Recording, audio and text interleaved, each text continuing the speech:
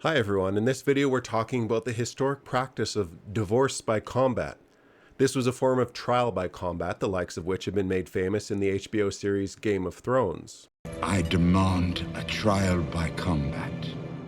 There is a real historic basis for this system of justice. It was used to settle legal disputes between two parties where there were no witnesses and no confession.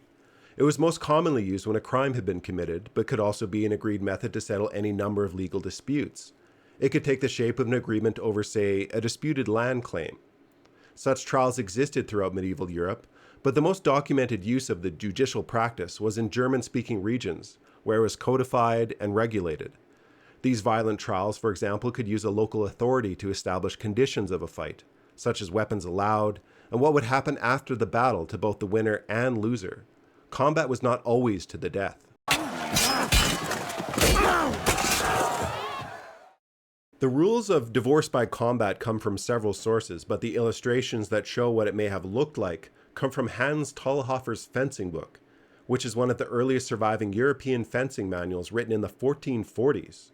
It covers subjects from knife fighting to wrestling, and gives some insights into judicial combat. Rules for a man fighting a woman might be something like the following, as depicted here. A man was to be placed in a waist-height hole, with one hand tied behind his back, while the woman was allowed to move freely. The woman as shown here was armed with 3 rocks, each wrapped in a length of cloth used as a bludgeon. The man was given 3 clubs, which matched the length of the woman's cloth, so they each had the same reach with their weapons. The man could not leave his hole. Rules could be complicated. If a man touched the edge of his hole with his arm or hand, he had to surrender one of his clubs.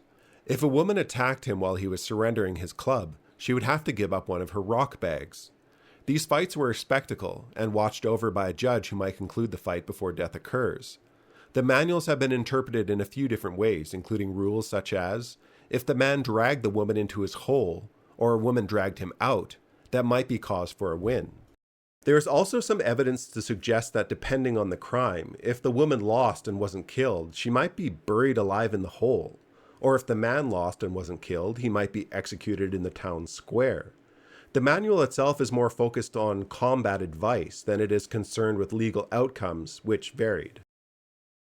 The art from the manual has both disturbing and amusing imagery, but the trials were a pretty dark time for humanity.